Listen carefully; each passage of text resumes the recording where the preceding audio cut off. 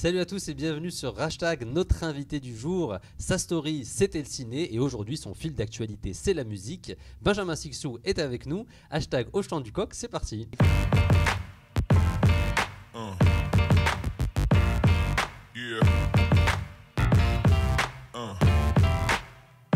Salut Benjamin, tu vas bien? Salut. Ouais. Je me suis un peu planté, on va pas mentir aux gens, je me suis planté sur le nom de ton album précédemment. Ça va. Mais c'est une petite plantade, mais je l'ai écouté. Et ça c'est le plus important, et j'ai pas mal de titres que j'aime beaucoup. J'ai lu, alors je sais pas si c'est vrai que tu as enregistré l'album aux Pays-Bas. Oui. Dans une ancienne église du 15e siècle, c'est vrai ça? C'est vrai. C'était ambiance confession. Comment ça s'est passé cet enregistrement du coup pour toi? C'était ambiance très studieuse. C'est magnifique. C'est le Ren Auerhand, c'est le nom du réalisateur qui habite là-bas. Et donc qui a retapé cette église merveilleuse qui c'est au milieu de nulle part dans la campagne hollandaise. Et voilà, il y a rien d'autre que ça. Et donc on est en immersion totale et on dort dans l'église et on joue et on enregistre dans l'église. Et c'est magnifique, quoi. Tout est retapé, hein. C'est pas comme à l'époque au 15e siècle. Voilà, Ouais, non, c'est juste il y a la pierre, il y a l'âme. Mais après, il y a le meilleur matos du monde, il y a tout dedans, c'est magnifique, quoi. Donc atmosphère très particulière pour enregistrer Ouais. un album. Alors moi qui attendais ton album depuis longtemps, très honnêtement, je me suis dit comment ça se fait que tu n'as pas sorti ce premier vrai album, même si tu as fait d'autres projets avant, plus tôt. Est-ce que c'était parce que tu avais voulu vraiment prendre le temps ou tu n'avais pas forcément envie de faire de la musique à l'époque? Alors ni l'un ni l'autre. Ouais. Si j'avais pu le faire avant, je l'aurais fait avant. Mais non, mais il m'a fallu du temps pour chercher, quoi, me chercher artistiquement, pour faire plein de projets différents, autant dans la musique que dans le cinéma, mais musicalement pour faire plein de concerts dans des formations différentes, plus jazz, plus rock, plus acoustique, puis voilà, et puis chercher écrire, quoi. Après, ça fait pas autant de temps que je fais l'album.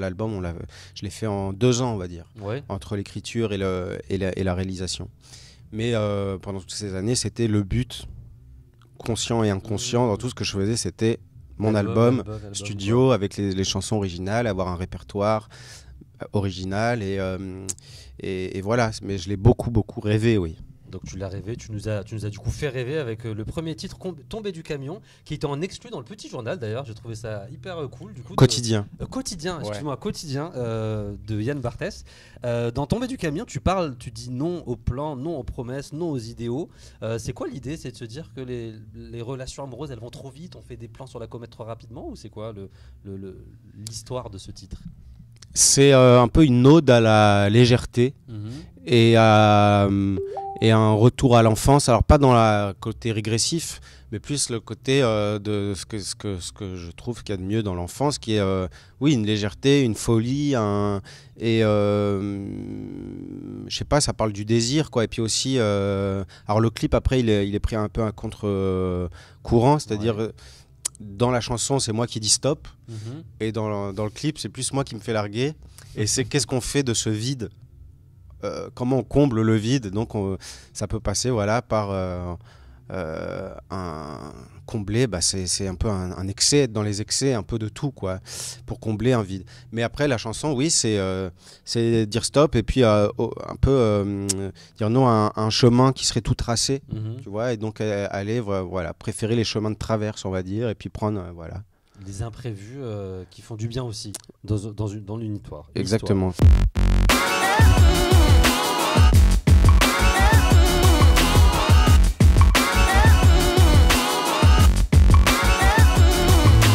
Ça ira, c'est le dernier single du coup.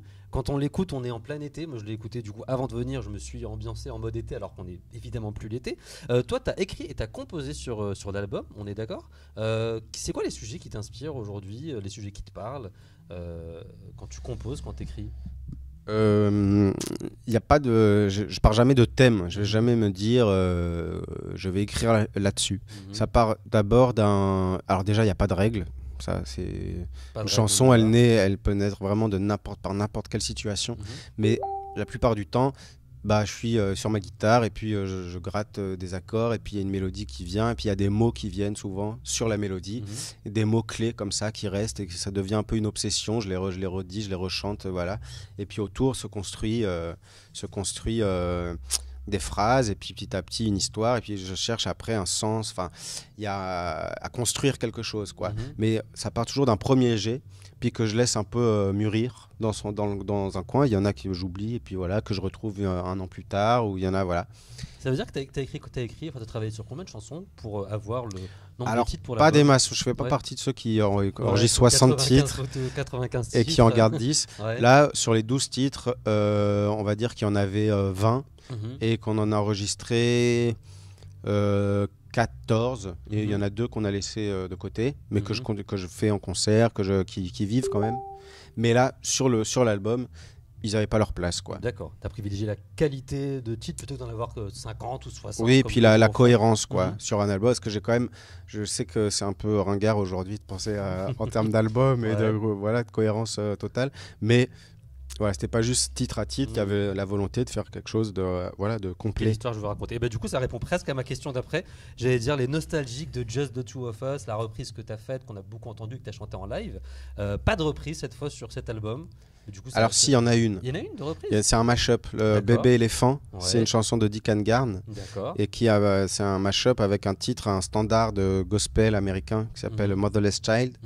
Et c'est 2 titres que j'aime beaucoup et qui m'ont beaucoup marqué et que j'ai un peu marié comme ça, parce que je trouve que ça sur raconte. Lequel, du coup, tu as écrit tes propres mots ou les textes sont aussi Non, les 2 chansons sont existantes. D'accord. Elles ont, je sais pas, 200 ans d'écart, Ouais. mais pour moi c'est la même chanson, quoi. Et puis il y en a une en anglais, une en français, et donc ça fait un franglais. Enfin, ça fait une chanson bilingue au final. Mais pour moi, c'est comme si, le jour où j'ai fini ce mash-up, quoi, j'ai trouvé le bon moyen de les marier. J'étais allé au bout, comme si j'étais allé au bout d'une de mes chansons, quoi. Il y avait vraiment, pour moi, quelque chose de très créatif à faire ça aussi, quoi. Un vrai travail du coup de création sur ce titre-là. Tu seras en concert, on le dit pour pas mal de gens qui veulent te voir sur scène. Ah oui. Oui, venez le voir sur scène. Tu seras le 28 novembre, c'est très bientôt là au Café de la Danse à Paris, le 5 décembre à Lille, le 1er février à Lyon. J'ai vu que sur ta page Facebook, du coup, tu mets pas mal de dates. Et même sur Instagram, j'ai vu que tu avais fait un petit teaser. On voit ton groupe, ton équipe et tout. Ça va ressembler à quoi le 6 coups chaud du coup? 6 coups? Le 6 coups. Le 6 Le six chaud. Le 6, c'est dur à Alors dire. le 6 Le Six chaud, ça ressemble. Et aussi le 21 février à Besançon. Ouais. Puis il y en aura d'autres qui vont arriver. Et alors, ça va ressembler à quoi? Sur scène avec toi, un groupe voilà, on est 4. C'est des musiciens que je connais bien. Donc il y a une grande liberté. En fait, on part du son de l'album, voilà, des sons de l'enregistrement, mais pour aller vers quelque chose de beaucoup plus vivant, quoi, et imprévisible en quelque sorte quand même. Où voilà, je viens quand même du jazz, des musiques, de l'improvisation.